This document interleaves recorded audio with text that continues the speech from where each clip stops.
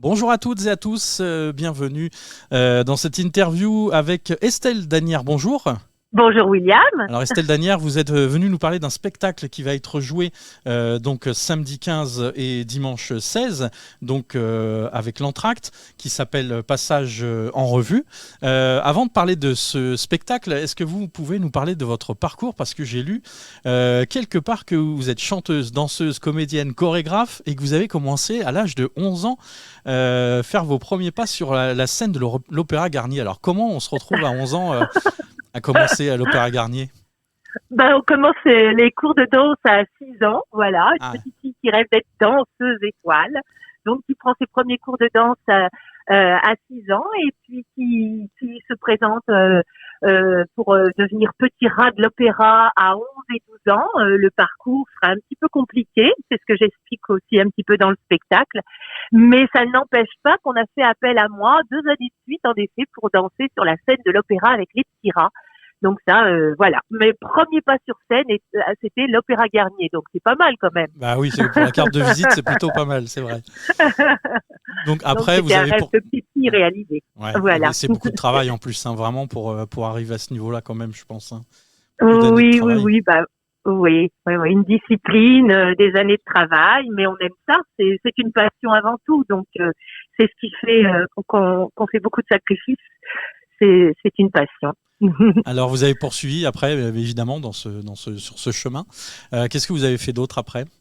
Alors, ce qu'il y a, c'est que comme je l'explique, il y a eu les hauts, les bas. Bien sûr. J'étais peut-être pas forcément faite pour la danse classique, donc je me suis retrouvée à faire du musical et finalement, ça me correspondait beaucoup mieux. Ça a été un petit peu un accident, mais c'est ce qui m'a fait débuter réellement ma carrière dans le musical à la Nouvelle Ève et puis aux Folies Bergères où j'ai gravi les échelons, si on peut dire, année après année, en faisant des allers-retours dans cette grande maison et pour terminer avec la place de meneuse de revue Alors, avec toutes les... Voilà, allez-y, excusez-moi. non, pardon. Est-ce qu'on peut expliquer justement le rôle d'une meneuse de revue? On ne sait pas forcément. Oui, oui, c'est ça. C'est un petit peu vague dans la tête des gens parce que, en fait, meneuse de revue, c'est un petit peu par rapport aux compétences Mhm. de la vedette du spectacle, on va dire. Si elle chante, elle danse, elle peut faire de l'animation, donc on se sert un petit peu de toutes ces cartes, de toute cette palette. Et puis on met en avant ses talents. Moi, je faisais des pas de acrobatique avec des partenaires. J'avais un numéro de cordelis aérien. Je faisais un peu d'animation, j'avais appris le chant parce que j'étais dans un milieu de... Ma mère était chanteuse lyrique, donc depuis toute petite, j'ai pris des cours de chant assez jeunes et aussi, enfin voilà, la danse et tout ça, eh bien, m'a permis d'avoir une place assez exceptionnelle parce que je faisais un petit peu tout ça sur scène et c'était un réel bonheur, quoi. Tous les soirs, j'avais la possibilité de faire tout ce que j'avais pu apprendre jusque-là et m'enrichir en plus parce que le fait de faire du musical, ça enrichit Oui, énormément. on fait pas mal de choses Voilà. différentes, quoi. Et Oui, ça oui, oui. vous a amené aussi à être chorégraphe aussi, je vois, pour Luc Alors, Besson s'il y a, notamment. oui, alors s'il y a, c'est qu'après, c'est la même chose, ce sont les rencontres. Mm. L'assistant de Luc Besson me l'a présenté parce qu'il cherchait pour un French Cancan pour un de ses films. Et donc, écoutez, la rencontre s'est bien passée puisque je me suis retrouvée à faire la chorégraphie de French Cancan. Et ensuite, ça m'a permis, avec d'autres connaissances, d'autres relations, des personnes qui montaient des spectacles diverses qui m'ont demandé si je pouvais les aider à la chorégraphie et c'est un réel bonheur quoi parce que c'est souvent aussi des comédiens, c'est pas forcément toujours des danseurs, Mm. des comédiens qui ont des aptitudes mais avec qui on peut vraiment faire des choses très très intéressantes. Je fais aussi des chorégraphies pour des troupes d'opérette. Voilà, donc c'est à chaque fois des expériences différentes avec des ambiances différentes dans des milieux différents et ça aussi c'est très enrichissant. En fait, on n'arrête pas d'apprendre. Oui, c'est ça, on apprend. Voilà, donc ouais. Et donc là, ça vous amène à ce spectacle que vous allez jouer ce week-end, Passage en revue. Donc c'est un spectacle musical, c'est ça? De quoi ça C'est tout parle? à fait ça. Alors ça parle justement de mon parcours, mais surtout la période où j'étais aux Folies Bergères. Donc c'est à peu près une dizaine d'années de ma vie. Quand je suis rentrée aux Folies Bergères, j'avais 17 ans. C'est ma mère qui a signé le contrat. Enfin voilà, j'étais toute jeune. Je suis arrivée là-dedans complètement émerveillée. C'était pas du tout ce que je comptais faire au départ. Mais j'y ai trouvé ma place très très rapidement et comme je vous disais tout à l'heure, j'ai beaucoup appris et ça a été magique quoi. Donc je suis restée la première fois 2 ans. J'ai cassé mon contrat, mais en très bons termes, pour partir au Cabaret des Champs-Élysées, l'ancien Lido, pour faire d'autres choses. Je suis revenue en repassant à chaque fois une audition. Après, je suis repartie pour faire des émissions de télévision en Espagne, en Italie, comme co-vedette, enfin voilà, en chantant toujours, en dansant, etc. Il y avait beaucoup d'émissions de variété comme les Maritis Gilbert Carpentier à l'époque, voilà. Donc pour vous dire que je suis très jeune, n'est-ce pas? Et tout ça, pour revenir encore une fois, le directeur artistique m'avait appelé en me disant la place de revue se libère, est-ce que ça t'intéresse? Et bien évidemment, je suis revenue réauditionner. Et j'ai passé 3 ans à mener la revue dans cette grande maison qui maintenant ne fait plus de revue. Oui. Mais j'ai fait la fermeture à cette époque des Folies Bergères avec la dernière revue de ce style, quoi. D'accord. Voilà, très parisien, très voilà. Et passage en revue, donc ça retrace toute votre carrière c'est quoi, de la chanson, de la danse, qu'est-ce qu'on y retrouve? Voilà, donc ça retrace surtout, donc comme je disais, ces 10 années où j'étais très jeune, donc les premiers flirts, les premiers voilà, parce qu'il y a toute une vie dans un musical, il n'y a pas seulement le spectacle, il y a les coulisses aussi. Donc les collègues, à cet âge-là, les rires, après on allait boire des verres, on se couchait à 6 heures du matin, enfin c'était une vie complètement folle et merveilleuse, quoi. Donc il y a plein d'anecdotes amusantes, et puis il y a des anecdotes moins amusantes. Il y a les peines de cœur, il y a plein de choses. Voilà, la jeune femme qui se découvre, et puis les relations avec ma maman, avec ma grand-mère. Enfin, il y a plein de choses. Voilà, par rapport à cette femme. C'est des périodes où il faut rester en forme aussi physiquement. Oui, mais bien sûr, bien sûr. Oui, c'est une sacrée discipline aussi. Malgré tout, moi, je m'entraîne encore là tous les matins. Je fais ma gym, je fais ma barre de danse. Voilà, régulièrement, les cours de chant. Voilà quoi. Comme je vous disais, on n'arrête pas d'apprendre et d'essayer de se perfectionner pour tout le temps. Donc, et c'est un plaisir quand on aime ce qu'on fait. On a la chance de faire un métier qui est une passion en même temps. Donc voilà, et donc je parle des coulisses, de la scène, des coulisses, enfin tout ce que ça représente d'être une femme dans ce milieu du spectacle et principalement du musical à cette époque. Maintenant, je fais plus de la comédie musicale, des opérettes, des choses comme ça où je tiens vraiment des rôles. Mais à cette époque-là, c'était un peu différent et ça a été très formateur. Alors, vous êtes accompagné par le pianiste Philippe Brocard. Qu'est-ce que vous chantez? Est-ce qu'il y a des chants dans votre spectacle? Alors, oui. Alors, je chante principalement un répertoire que chantait Zizi Jeanmaire, qui nous a quittés il y a peu de temps. Oui, cette vrai. Grande dame du musical, avec son truc en plume.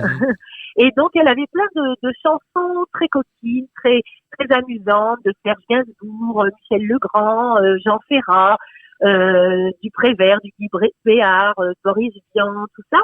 Elle avait des chansons plus intimistes, moins drôles, et toutes ces chansons mises bout à bout, plus quelques chansons de comédie musicale que j'adore, américaines, Gypsy, Nine, toutes ces comédies musicales que j'aime beaucoup et que j'ai plaisir à faire découvrir au public pour les personnes qui ne connaissent pas.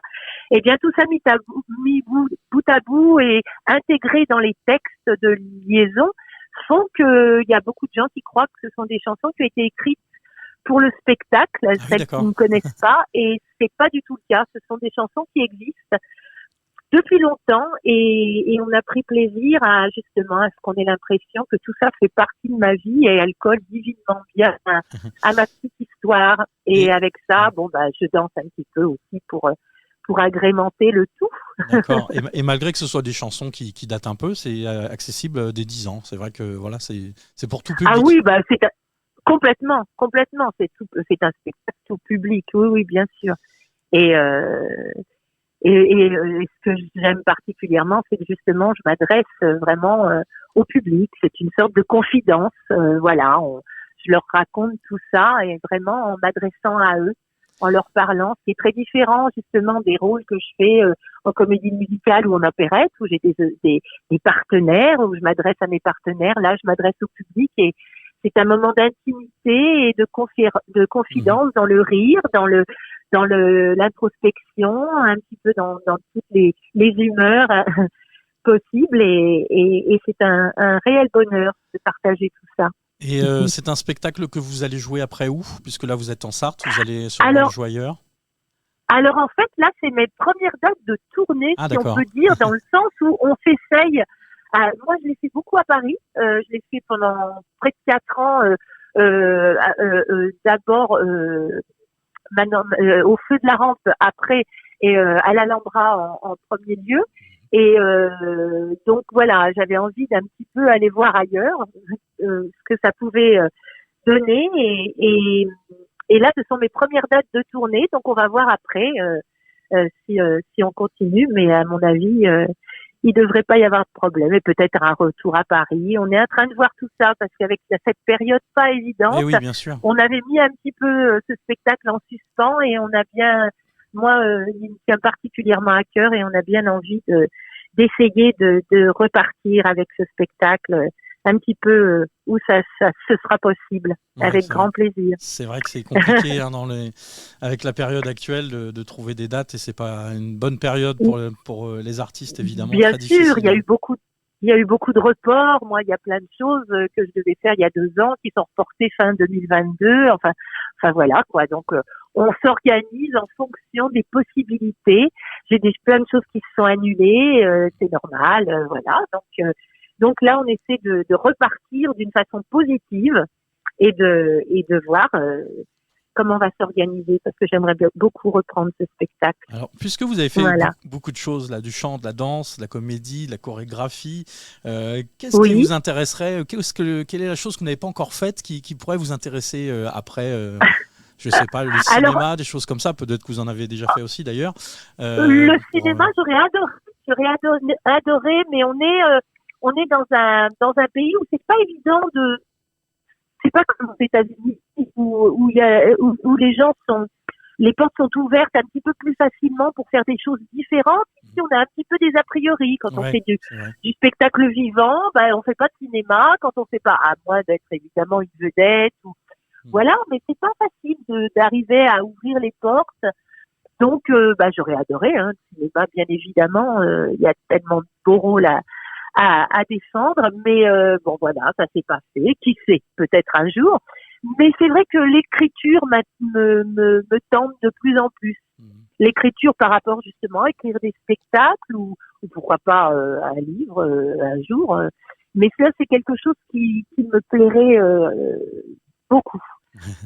Voilà, et puis pourquoi pas un peu de mise en scène, enfin voilà. On peut faire un album, CD aussi, ou des chants, des choses comme ça, des chansons, non? Oui, mais j'ai peut-être un répertoire qui est pas facile, je fais pas de pop, je fais pas de choses comme ça, donc qui est pas facile à aborder, mais c'est un choix aussi, j'ai envie de faire ce que j'aime, et donc je me concentre sur ce que j'aime. Ça veut pas dire que j'aime pas la musique actuelle, la pop, toutes ces choses-là, mais c'est des choses qui me correspondent moins bien et voilà, c'est plus compliqué de faire un album avec le genre de répertoire que j'aborde et puis j'adore le jazz aussi, donc voilà, mais c'est surtout le spectacle vivant qui me plaît, être sur scène et partager avec le public. Bien sûr. Très bien, je vous remercie. Je rappelle donc passage en revue Estelle Danière, samedi 15 janvier, donc à 20h30 à la salle des fêtes Le Bailleul et le dimanche 16 janvier à 17h à la salle des fêtes de Pressigné, donc ça dure 1h10 à peu près. Et puis c'est dès 10 ans, donc, et puis vous retrouverez les tarifs en billetterie. Alors 02 43 62 22 22 ou bien billetterie@lantrac-sable.fr. Merci beaucoup Estelle Danière d'avoir répondu à nos questions. Et puis on vous souhaite tout le meilleur spectacle du monde, évidemment. Merci à vous, William. Et puis ma valise est prête, je suis impatient. Ah, bah, très bien. Merci beaucoup à vous et bon spectacle alors. Au revoir. Merci, au revoir.